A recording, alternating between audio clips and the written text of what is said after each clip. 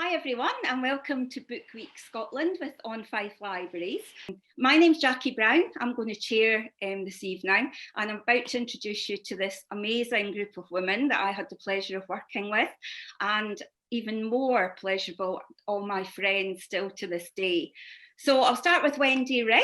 Wendy was a fashion editor on Jackie magazine in the late 70s into the 80s. So no, it was 75 to 78.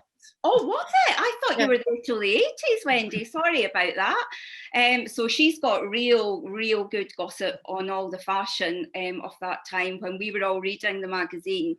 And she's gone on to work in fashion throughout her whole career, and now works for Saga magazine and the Sunday Post magazine as a fashion stylist.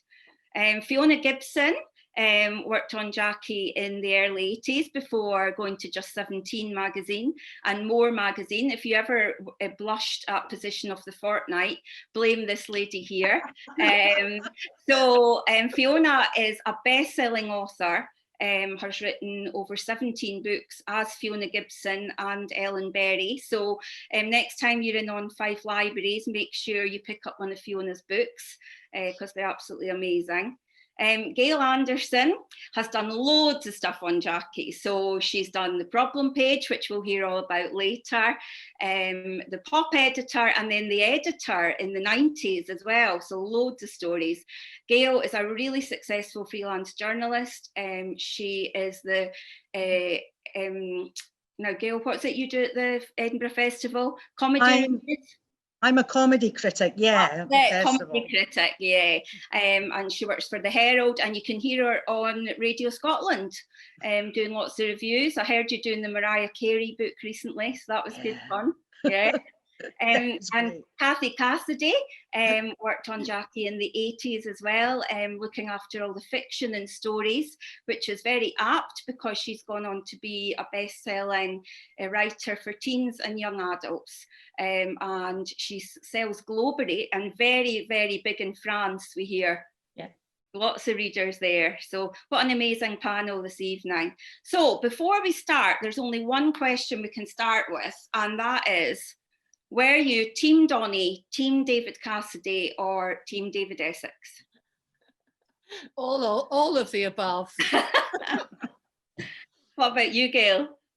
I was David Cassidy to start, and I used to collect, when I read Jackie, before, that poster of him with the horse. Oh, yeah. And there was one with the cowboy hat and everything. I remember those vividly. And it was so strange to have those Jackie posters all over my walls and then going to work on it. It was weird, Who did you fancy, Fiona? It's embarrassing because there was lots of good totty, wasn't there, in the 70s? Yeah. But I liked little Jimmy Osmond. Oh, because he was your age. I don't know why. I think maybe I thought he was a bit more accessible to me. I met him 2 years ago. I had a life-size poster of him. He's not so little anymore, is he? In a white tight catsuit, and I used to snog it. My poster. Good work. What about you, Cathy? Ashamed to admit, Donnie probably, and I stole, my mum had a brown suede cap like a Donnie Osmond had, and I remember stealing it and taking it to school. I'm talking primary school, so don't judge me too harshly, but I remember the boys nicked it and ran away, and I was raging. I was so upset. It's like, I like my Donnie hat. Oh, actually, I have to just add quickly that I was obsessed with David Essex to the point of dressing like a gypsy myself. And you met him, didn't you, later on, didn't you? Well, I met him in Saint-Tropez because I was on holiday there with one of the other staff from the magazine, and David Essex was in the bar on the beach, and we went up and said hello to him, but I mean, we were so shy that I think he wasn't massively chuffed to be approached on his holiday. He didn't sort of say, buy us a drink or anything. I have met him a couple of times since, and he was very friendly, and he remembers, Jackie with affection because it really helped him in the early stages of his career. Yeah, definitely. But Gayle, you mentioned he still wasn't thrilled to see us. Gayle, you mentioned having posters on your wall and getting to work on the magazine. How did you all get the jobs on Jackie?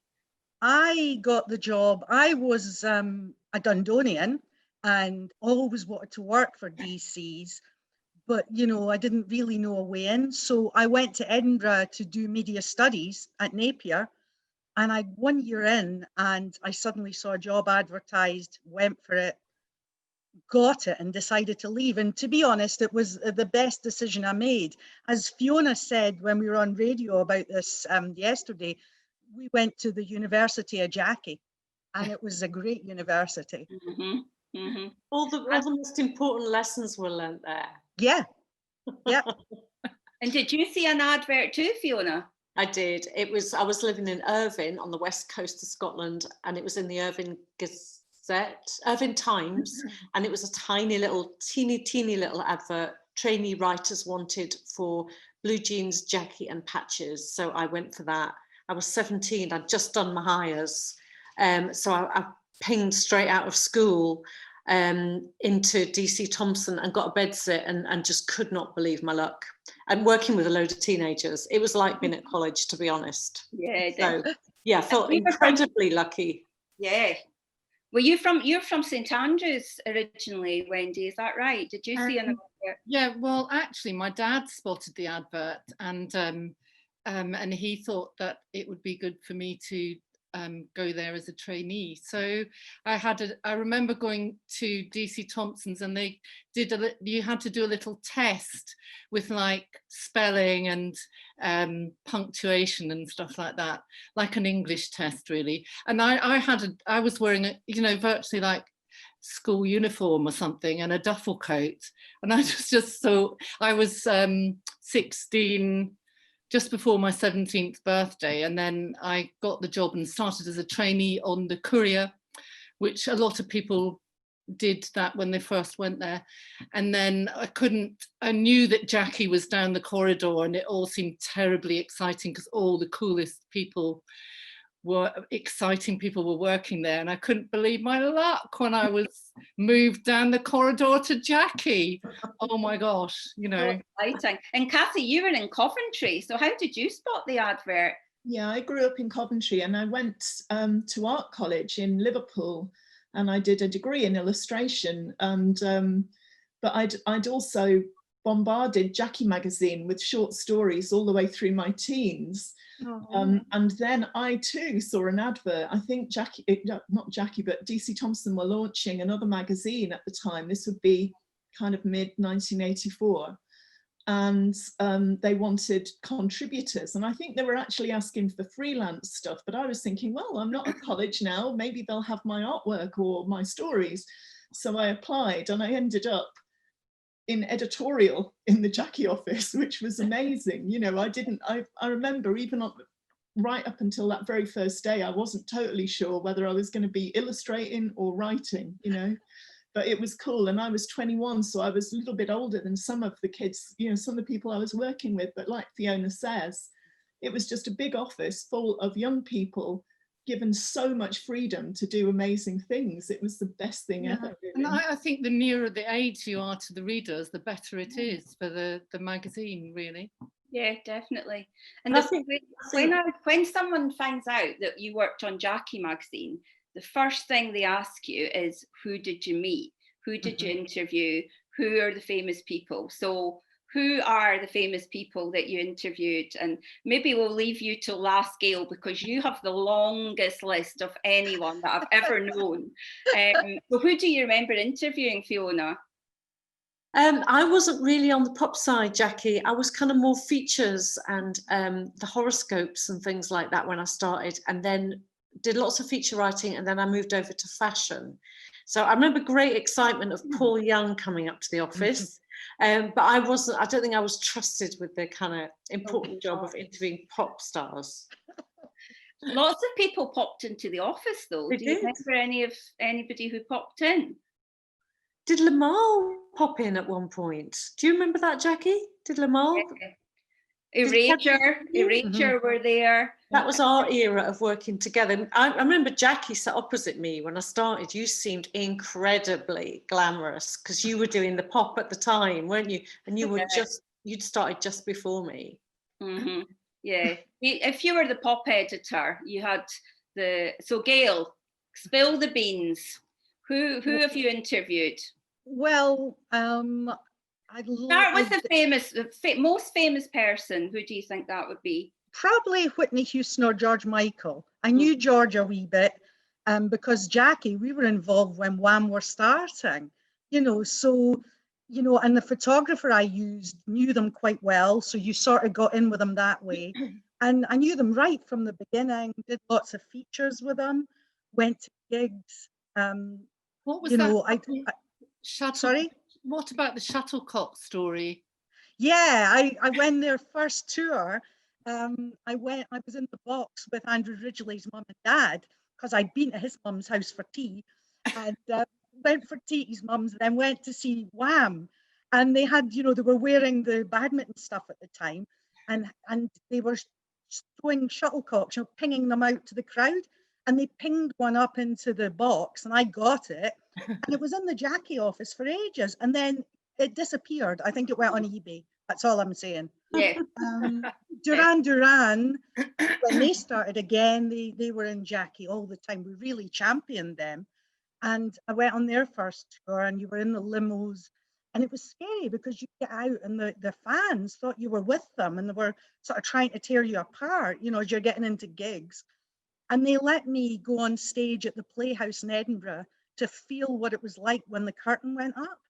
And the screaming. And I was fixated. I had to get hooked off to let the band on because I just froze. It's just, I feel myself standing in the middle of the stage. And what was Whitney Houston like? Was that over the phone? That was a nightmare. If you ever ask my worst interview, because it was over the phone, and she phoned my house, which was just bizarre to have Whitney Houston phone your house from LA. But she was in a foul mood. It was some ungodly hour because of the time difference.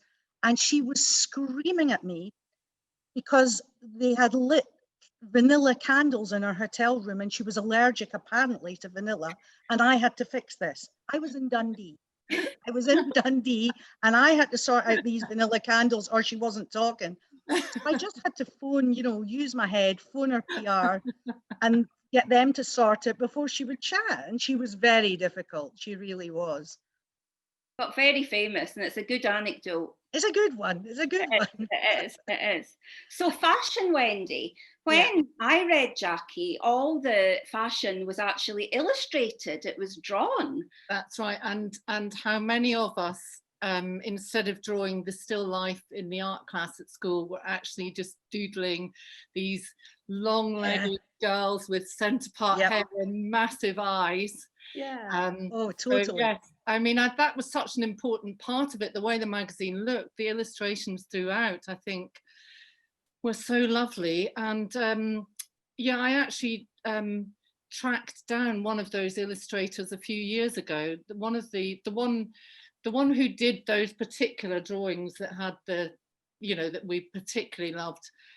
She was called Jill Shipley, and I tracked her down not so long ago. But I remember her. She was my favourite. Actually, funnily enough, my daughter got me this, and it's a little bag that someone's made. Oh wow! Out of one of the illustrations, but that illustration, Claire, that's the one. But we loved those illustrations. They were kind of like just how you wanted to look. I kind of think you didn't feel under pressure the way girls maybe feel now to look like super skinny models or Instagram stars. You didn't feel that pressure because it was just a drawing. So you kind of in your head, you knew that was a fantasy. Yes, but I mean, that was so much part of it. I think shoots did happen occasionally when you went to London. I mean, Fiona would have done those as well. It was a treat when you got to do a shoot. And here's one I prepared earlier. This one, this is with the petticoats. Does anyone remember wearing those? Oh, yeah. Petticoats under this, under your skirt? But and I think the thing about the fashion was that it was very achievable. So actually we weren't featuring Bieber or Bus Stop because it was all a bit too expensive. It really was high street brands that you could get on any you know, in any part of the country. Because we were based in Dundee, we knew what it was like, you know, not to be in the centre of London, and so it wasn't kind of London centric. It appealed to everybody in the land. And we you know, the brands we featured were things like C&A, C&A, Etam, Dorothy Perkins,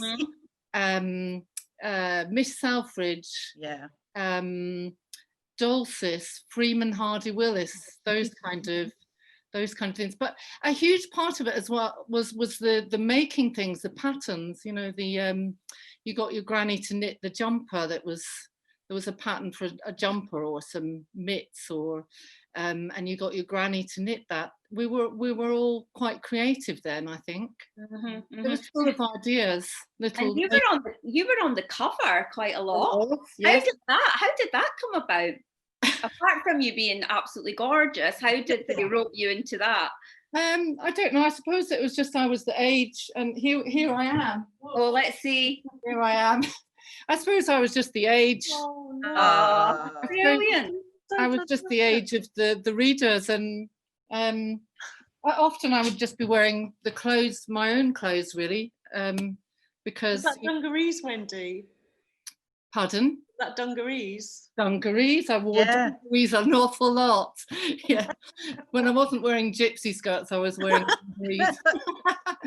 So yes, it was. I mean, it was my passion, and I.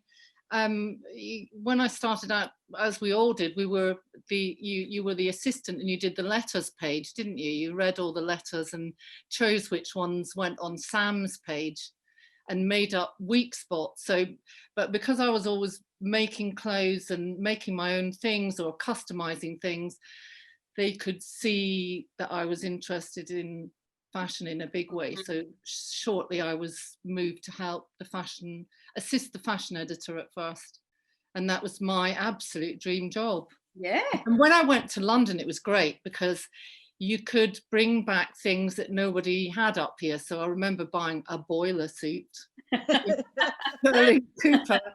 and coming back with that and being very pleased with myself, walking into the pub on a Friday night in that, and going to Fiorucci and bought some white jeans and bought some cowboy boots. So, you know, weren't those trips great when you got to go down to London? Yeah, totally. So exciting. And it was quite different, Fiona, for you, because it was all shoots when you were doing the fashion with models and. Yeah. I moved over to fashion, I think, after about a year on Jackie of doing features and Week Spot, which was little funny things to do every day and featurey stuff. Moved over to fashion, and it was the kind of move to when it was all shoots. But I think that maybe that had just about happened, and it was the way magazines were going. But I think actually I preferred, to be honest, the drawn fashion. I preferred the illustrated fashion because I think it looked so gorgeous, and you know, I don't know, it gave like C&A and things a real glamour. Anyway, I started doing shoots, so I'd go to London for a week a month on the overnight train in the sleeper. It was I've been with you on that. You have, so exciting. But my editor, because I was so young, I was about 18, said, Wendy was already living in London. She said, I think you should stay with Wendy, who I only knew a little bit. She's Wendy Rigg. She's very nice. She'll look after you. Wendy was actually really a very irresponsible chaperone. And Cathy, you did some fashiony bits too, and you brought a really nice style in the 80s when you were going to like second-hand shops and things like that. I remember it was really nice. I remember starting out being a bit of an assistant sometimes for Fiona, and I went on some of her shoots. and being totally amazed, because it just seemed like the coolest thing ever. You know, there'd be really cool music playing and you'd be in some photographer's studio, and then Fiona would be like sticking a pair of leggings on somebody's head, and it's like, what? Why is she doing that? And then it would end up on the cover of the magazine because it looked so cool. It was brilliant. But I did get to do some fashion and beauty things as well. That was one of the beautiful things about Jackie, was if you had a good idea, you could actually just go to the editor and say, oh, I'd really love to do this. Could I do it? And they'd just say, yeah, go ahead. So I was really, really into vintage at the time, and I still am a wee bit. And I managed to get, you know, loads of my fashion collection that I had, and also clearing all the local vintage shops and getting, you know, making lovely kind of fashion shoots out of that. And it's quite interesting because I was looking at some of them recently, and I've actually, almost all of them, they have a story, you know, so they're actually short stories with fashion illustrations as well as being a fashion shoot. So you could kind of tell where I was going to end up. But one of the ones I remember most, the model was Shirley Manson, who obviously went on to front Garbage, and I was like dressing her in these old velvet 1930s things, raggedy petticoats, and clipping little kind of taxidermied birds to the back of big fake plait down from her gorgeous red hair. And it's like, was that really me? Did I do that? So weird, but just so much fun. And she was lovely, awesome. So we did have a lot of fun. We did. And Fiona, tell us about the time where you threw out the clothes. Well, I wanted to do some shoots in Dundee because we've got absolutely gorgeous beaches, and I thought, well, the locations, I really wanted to use the beach on Broughty Ferry. And I had a friend, a guy who was I thought could be a male model because he was very handsome. And a photographer brought up his girlfriend to be the model, and she was actually one of the Cadbury's Flake girls, the one that's in the little boat that goes into the cave. Anyway, so they stayed at my manky old house in Dundee with mushrooms growing out of the carpets.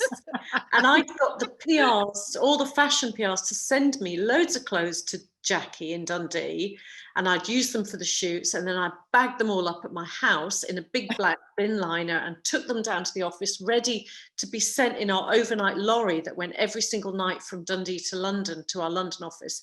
So I hauled this bag down to the office, and it was time to take it down to wherever the basement or wherever the lorry stuff went from. And I just opened the bag. I thought, this is really heavy. It's supposed to be full of clothes, you know. And I opened it, and it was full of baked bean cans and eggshells and chicken carcasses. And I had brought my household rubbish to the office and put all these hundreds of pieces of clothes out for the bin men of Dundee.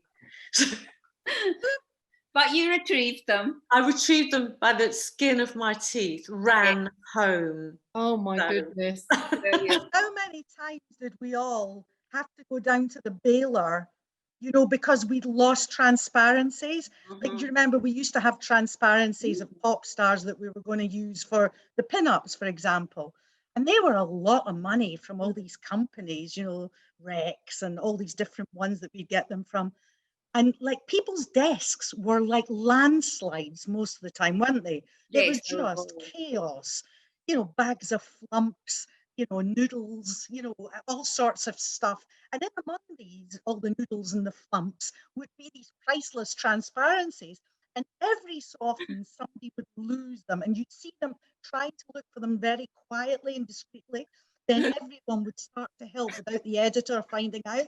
And then slowly it would have to sort of go down to the baler before they got shredded and go through all the bins to find these transparencies. We all did it. We all did it. Definitely. So Cathy, you were in charge of fiction on the magazine, which was really important because in the 70s, we actually liked to read, it appeared, and going into the 80s. So tell us a little bit about the stories and how the photo stories started and things like that. Yeah, it was probably my dream job to actually be the fiction editor. I thought all of it was so glamorous and cool and loads of fun, but I started, obviously, like everybody else, I was the office junior. I had to do the photocopying and answer the phone and everything. But my seat in the office happened to be next to the seat of the fiction editor. And at the time, he was about to be promoted to be assistant editor of the magazine. So he wasn't getting through all of the stories that were coming in. Huge sackfuls of stories would turn up. Tons of stuff got submitted. And he was not really on top of it. So he'd often just, like, sometimes it would just crash down onto my desk, you know, all these manuscripts. And he would say, just read those, Cathy, and see what you think. And I'd read them, because I always remembered being that teenager sending my stories in, and some very kind fiction editor from, you know, the 70s had always been very encouraging and kind. So I tried to, you know, do that. And I became his assistant, and pretty soon he became the assistant editor of the magazine, and I got to be fiction editor, which was amazing. And, you know, in those days, this would be like 84, 85, 86. There were usually 2 short stories with beautiful illustrations, and I loved commissioning the illustrators as well. And there would be a serial, and then there would be probably 2 photo stories, because we just kind of tipped over from picture stories into photo stories. And sometimes my boyfriend, Liam, at the time, he would photograph some of the photo stories, and occasionally people from the office got dragged in to be the extras, or yeah, all of us. Often, Cathy, often in them. I am the Alfred Hitchcock of the photo story world, because if you look in any story, I'm in the background. I think it's I so got run over by a bad. car in a photo story, and my mum was absolutely horrified. I was lying in the road, laid under a car. I remember once, it was my birthday, and there was like a little spoof secret kind of messages got put in the photo stories and things, and that used to happen occasionally. Little secret things happened because some people in the office were trying to do something nice to surprise you. I love that. But I think it's a shame now that we don't have so much fiction in magazines all round, really, because in the 70s, when I was a teenager, I absolutely loved all of those things. I could, you know, you could just escape into that story, and it was, you know, the fashion and the stories were the 2 things for me when I was a teenager, kind of showing me the kind of life maybe I could have one day. And they were such a massive influence on me in my writing now as well. And I think, you know, it's such a great training for anybody. I mean, who needs to go and do a creative writing degree when you know, you're sat there and you're taught how to edit something. I knew how to edit before I could actually write the story, because you're, you know, beginning, middle, end, make it so compelling that nobody's going to walk away and leave it, because you've only got a really short time to hook your reader in. And those lessons I'll never forget them, and they're still the first bits of advice I would pass on to anybody wanting to be a writer. So it's a shame, because it kind of morphed in the end more towards readers' true experiences, which we always had, but then it became more that was all that people wanted to read. They wanted to read more of the true stuff, which wasn't necessarily true. And, you know, not so much of the actual fiction. And I really miss that, and I miss the artwork and all of, you know, the photo stories even. So but I think the picture stories were my absolute favorite, because, you know, in the 70s they were so beautiful. And I think, were they not done by illustrators all in Spain or somewhere? I remember them coming over every so often, and the editor would have a meeting with them, and then I remember particularly once the editor said, "You've got to stop drawing flares. Look at Wendy's jeans. She's wearing drain pipe jeans with a turn up." So they, you know, they'd come over for meetings every so, but massively talented artists. Oh yeah. And Gayle, now we can't talk about Jackie without Cathy and Claire. And so, reveal, were Cathy and Claire real people? No, and for a while they were me. I was both Cathy and Claire for a short time, as you know, many staff were, and you know, it was like you were the Ant and Dec of dilemmas. Really, that was, you know, that's how big they were at that time. They were hugely popular, and it was quite a responsibility. I mean, I did it when I was about 19. You know, and that's quite scary, thinking I knew what I was doing. But to be fair, all the letters were handled, you know, you had older, more experienced freelance people and nurses for the medical problems, etc.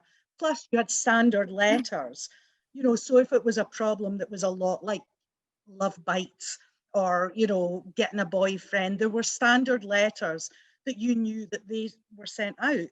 But there could be, you know, hundreds of letters a week. And we were very proud of the fact that they were all answered. And you know, much as we had fun and everything in the office, Cathy and Claire was taken very seriously. These girls were not far off your own age. And I think that's the thing. We didn't patronize. How could we patronize? You know, we didn't know much more than them. A lot of the girls had come from villages or little towns, you know, and were away from home for the first time in Dundee.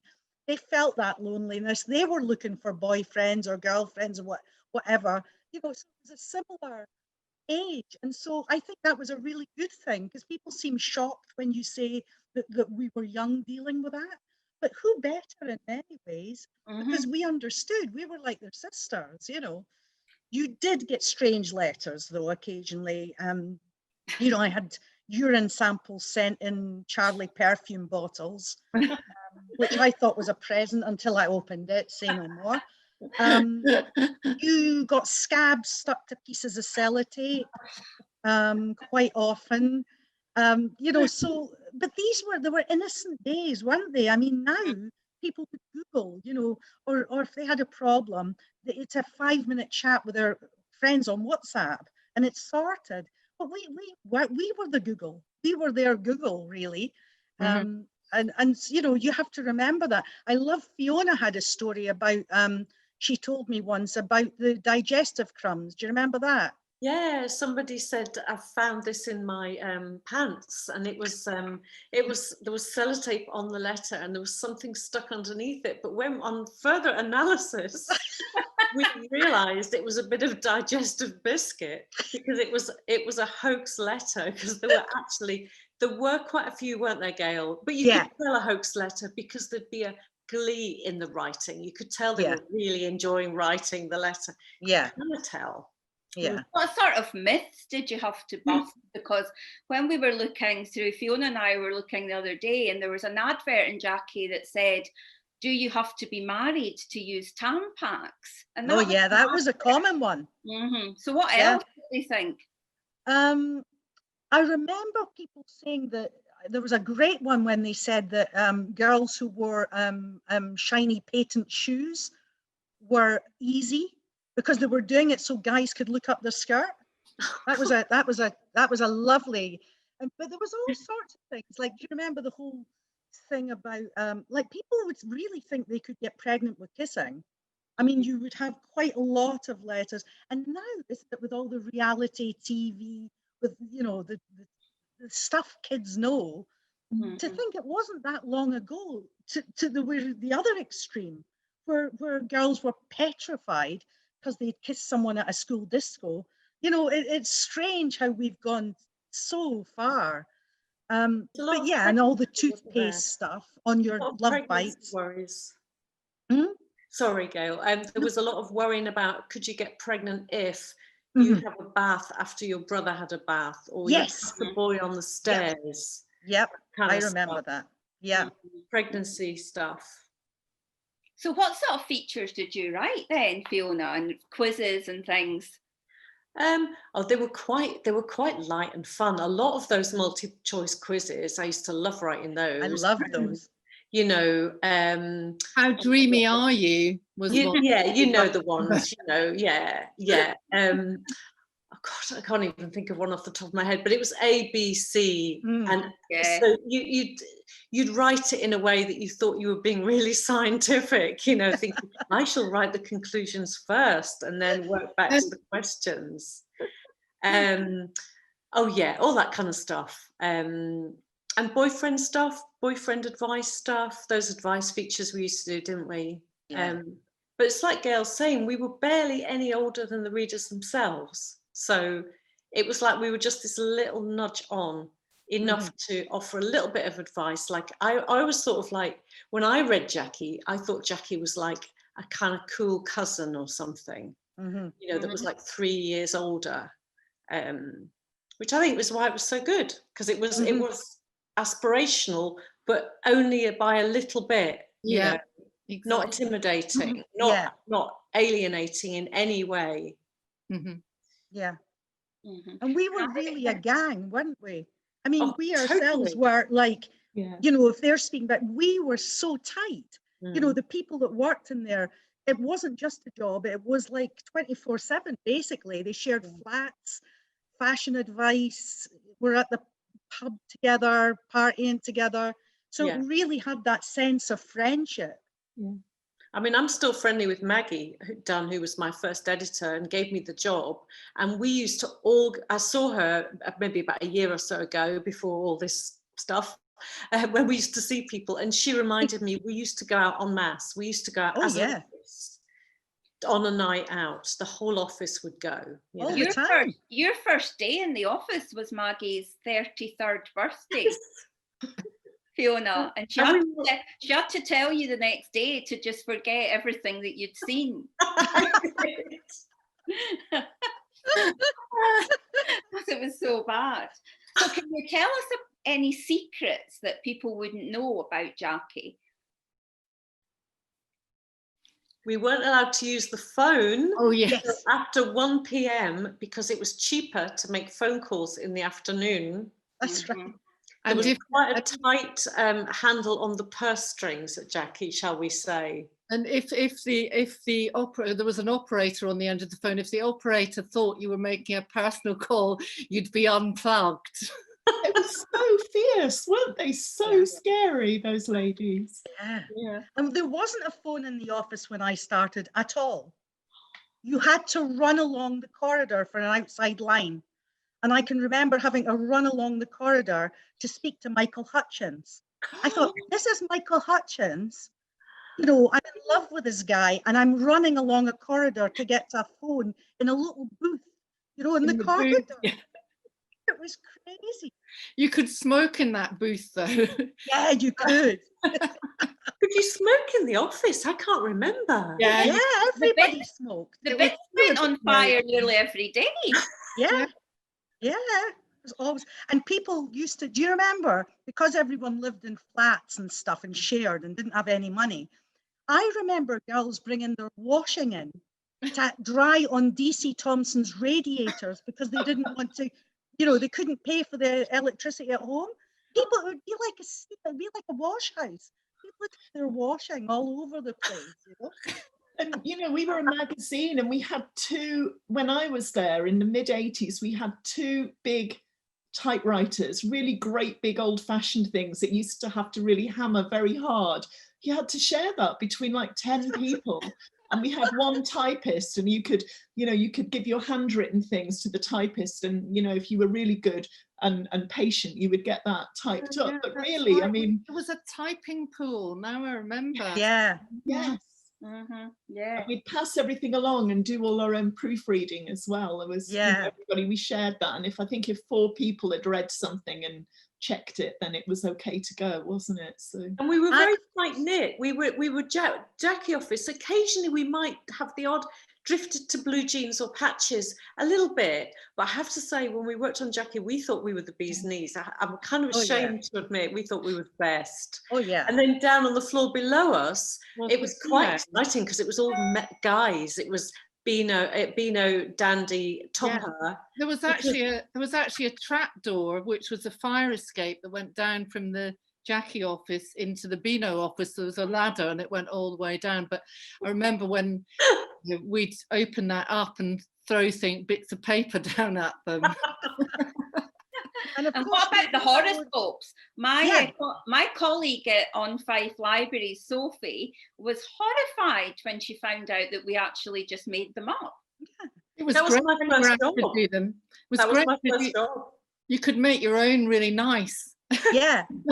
You could always tell what star sign the person that writes horoscopes is. All my life I've been able to work that out. You know that most places they're made up, and that the person always give themselves the best one. Yeah. I think as well, the thing, when you speak to people that read the magazine, because we've got a page on Facebook, the Fans of Jackie page, people always remember the free gifts as well. Yeah. A great deal of affection. Broken heart badge. The broken heart badge. If somebody could manufacture that now, honestly, they'd do a roaring trade. I think we should all get one. I think we should, people that work there, as a badge of honour, a broken heart badge of honour. We should all have them made. Yeah. I've got some questions, ladies, from the audience, which is really exciting. So how did DC Thomson view the success of Jackie compared to all the other magazines that were on sale at the time?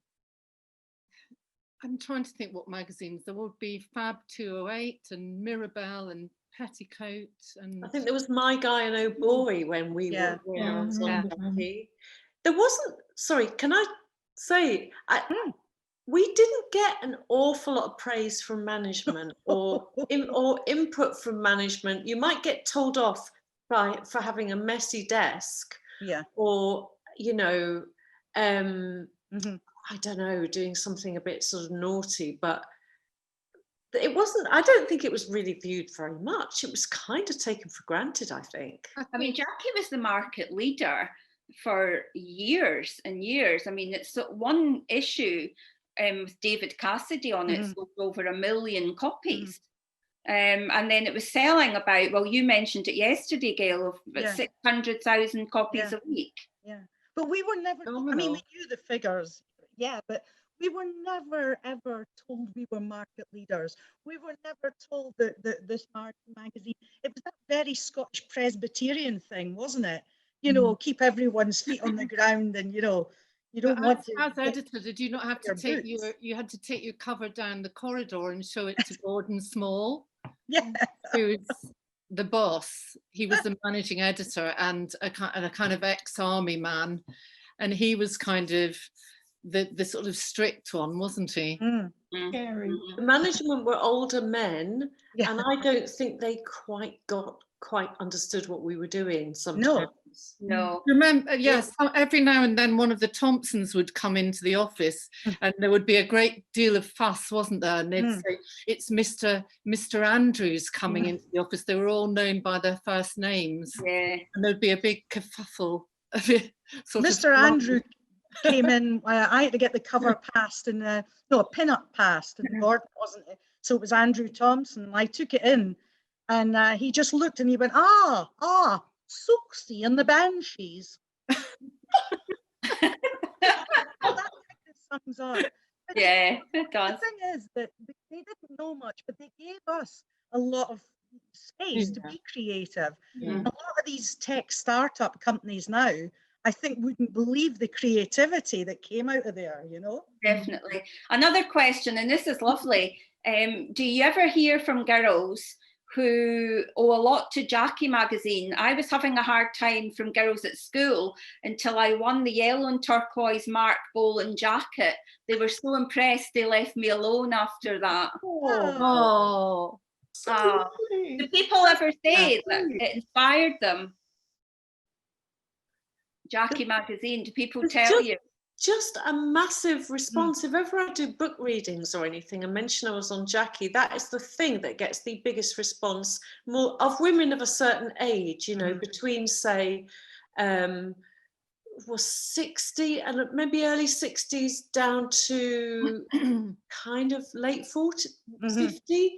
I'm not quite sure of the sort of demographic, but there's just this big wave of, oh my God, And particularly in lockdown, actually, there've been so many new members to the Facebook group, people just asking to join all the time. And I think that people have found solace in times when they were happy, and everyone seems to remember those Jackie years as being happy because of maybe a lot to do with reading the magazine. Even sometimes if I've done things at book festivals, about the stories that I write now, parents will come up with their kids afterwards and say, if you mention that you once worked on Jackie, which I always do really, because it's so important, and they'll say, why is there nothing like that now? Because they feel there's nothing that has that, you know, that depth, because it was so creative, it was interesting, there was something for everybody, and it looked lovely, and it was thought-provoking as well, all of those things, and cool. You know, and kind of a lot of those parents that perhaps, or whatever, that fit into that age group, and you know, they see the need for something like that, but maybe that'll never happen. I don't know. Don't think so. Someone's asked, were there any men working on Jackie magazine? We allowed a few. Yeah. Yes. There was a couple, a designer. I think there were maybe 3 out of about 12 when I was there. Mostly girls though, mostly women, wasn't it? Well, I had a lot of respect for the guys who fitted in. I had a lot of respect, and a lot of them stayed friends, you know, because it's quite a hard gig, you know, much as we try to be fair and stuff, it's still a hard gig being in a room with at least 12 crazy young girls and a couple of boys. So the ones that fitted in really fitted in, you know, they really became part of the gang. And the pop page was by Pete in my day anyway. It was called Pete's Page. Was Pete still there in the 80s? No. Whoever was the pop editor was Pete, but it was sometimes it was a girl and sometimes it was there was a guy who did that for a bit. I know when I was there in the mid 80s, the guy who did the pop page, because it was a guy then, has gone on to incredible success in the world of magazines, and appears regularly as a judge on Mike Suter. Yeah, Mike Suter. On the Apprentice. On the Apprentice. It's like, so, you know, and I also sat opposite a guy who did the photo stories, and he became an incredible, well, he was always such a clever guy, and when he left magazines and journalism, he then became a hugely successful academic, you know, scientist. So, you know, people went on to all kinds of really interesting different things, you know. And Fiona, this is for you, and I don't know how much you want to reveal to an audience this evening, but did you ever interact with any of the Beano or Oor Willie staff? I seem to remember a few New Years. I actually don't remember anything about that at all, Jackie. We're talking about our parties when we mingled. Oh my God, the parties. Do you remember? Something inappropriate happened with me and Desperate Dan. Do you remember the parties when they had to chuck us out? Oh, I mean, this is what I was meaning about us all being so friendly, that most now, you know, companies, people are away long before Christmas or New Year. They're off home to their families. We would be in the office partying until about 6 or 7 at night. And Gordon Small would have to come in and say, have you folk I've got a house to go to? And we wouldn't leave. They actually physically make us leave the building. The parties would just go on and on. And another one for you, Fiona. Somebody said, I wanted to marry Jimmy Osmond as he was 2 weeks older than me. So I'm so glad I'm not the only one. Someone else very nicely has said, I'm an autistic woman and Jackie helped her a lot. Great. That's really nice. And did you need any qualifications? What did they ask for? Someone wants to know. You just had to have an English higher. And pass the test. The Thompson's test. You know, you had to sit this sort of general knowledge, kind of grammar sort of test, and be interviewed by other editors at the time. And if you kind of passed that, then you got a good chance. Yeah. So I applied asking for a job when I was younger, at 16, and I was told to get back in touch, actually, because I did write a couple of little comic strips for another DC Thomson magazine. I was told to get some hires. So that was like, in Scotland, that was like A-levels. So you do those when you were 17, but qualifications weren't massively important. No. And looking to the future, what do you see for the future of teenage magazines? I don't think it's looking good, really. No. Magazine seems to be a format that kids are not, you know, that's not what they're looking for. They're looking for something much more immediate, something online, maybe, you know. And where we did genuinely get all our pop gossip from Jackie. Now they can follow their star on Instagram or TikTok or wherever, directly follow the star, so they kind of don't need a magazine to give them the celebrity gossip, sadly. I think they want things more instantly, and also I think they like to go down rabbit holes, don't they? This thing of, you know, you're online and you're reading about one thing, and then you could just go down a rabbit hole into something else, and that's the way I think young people's minds are now. It's a completely different mindset. So the idea of reading a magazine sort of from the start to the end, you know. Also, I think that when you did interviews with stars, you had direct access. Oh yeah. You didn't have a PR sitting on your shoulder. So it was just a lot more real, wasn't it? Oh, absolutely. I often think that now. I mean, we never get access like we got to people, you know, going round to their flat, you know, and you know, meeting pops. I hoovered with Boy George in his flat because he had visitors later. So, you know, stuff like that. There was no PRs or, you know, you'd never get that.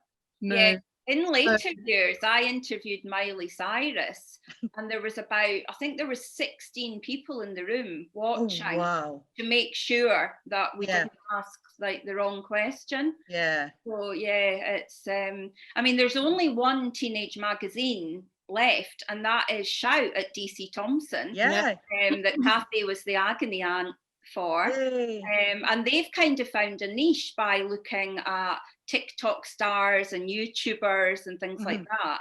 The thing is, kids aren't that much different. Me and my cousin Nikki used to make up dances to songs, and that's what they're doing on TikTok now. But it's so immediate that you know. I think, and they want involvement. They're a lot better informed though as well. I mean, if you think back, it was very innocent times, and you know, all of us, I'm sure, on the panel learnt a lot of our sex education body stuff through Jackie ourselves, and our readers definitely did. And that the volume, those 300 letters a week that used to come to Cathy and Claire, or however many, you know, these days, I mean, people just know more, you know. I mean, we weren't taught anything at school, you know, there wasn't a lot of information about. You know, you maybe get a scary leaflet from the doctor. I mean, you just couldn't access information. I did not have the courage to ask my mum about stuff, you know. I think that's interesting that when having done Cathy and Claire, it's interesting, isn't it, to see how now it's a good thing in a way. People can speak to their mums better than it seems they did, you know, in our day. And also they can speak to their friends about stuff, because the interesting thing was a lot of the young girls didn't tell their friends their worries. You know, they would now they would, but in our day they didn't seem to. They were scared to tell friends.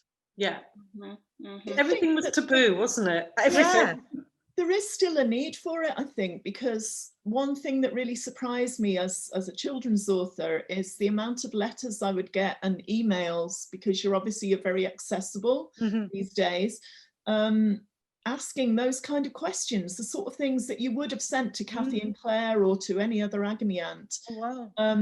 You know, I can't tell my mum this, I can't tell anyone. And it's like, and I did end up writing a sort of growing up guide type of book, questions and answers based on that. So I think that it is still an issue. It's still something.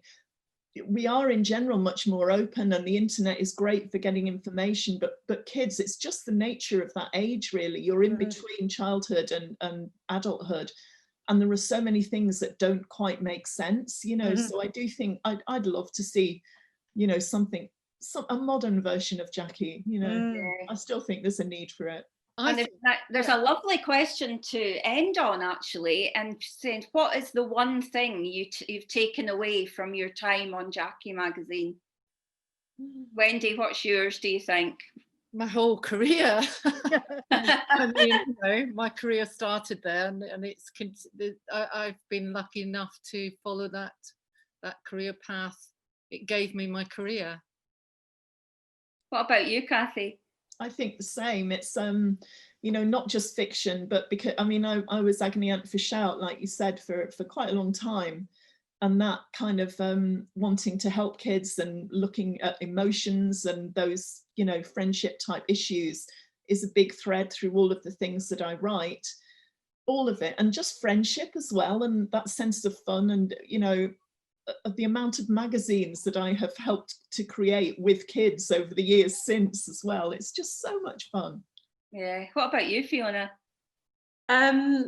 Yes, I mean, it sparked off my kind of real obsession with working on magazines. I kind of did it ever since. Jackie was the starting point for me, the most exciting experience I could have imagined. I went on to Just 17 and more, and but also the friendships. I mean, if I look at my friendship group, I was thinking about this the other day.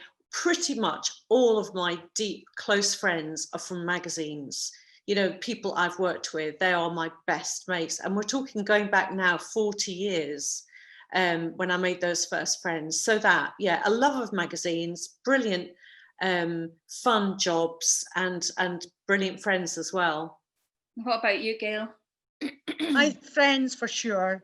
Most of my friends are from that day, and close friends, but also to have the confidence to embrace creativity.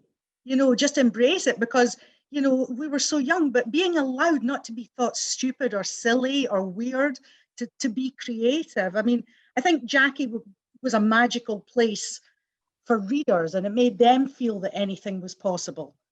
But it was the same for people that were lucky enough to work there. It made us feel that anything was possible. Yeah, someone's asked, can you remember an issue, a favourite issue of Jackie? Can you remember? Oh, Cathy's got one straight away. Oh, there's one that has always stuck out in my mind from the 70s. I'd buy my copy on the way into school, and this particular day everyone was talking about this issue, and it had a short story in it about a teenage boy on a motorbike who came to a really sad and sticky end. And we were all sharing copies of the magazine after our, you know, after PE or games. And everybody was crying, the tears were falling down our faces. We went to our next lessons and the teachers were thinking, what on earth happened to them in games, you know? And that, I must have been about 13, but it made such a massive impression on me, like the power that a story has got to really grab you and change the way you feel about things. And I really wanted to be able to do that as well, you know. And I've met since so many people who remember that story as well. Wow, brilliant. Somebody said, thank you all very much, ladies. A highly entertaining as well as a wonderful trip down memory lane. So just a huge thank you to Wendy, Cathy, Fiona and Gayle. And you can all do a round of applause in the privacy of your own home, if you like, because everyone's been so wonderful. Someone else said, thank you so much. This is fabulous.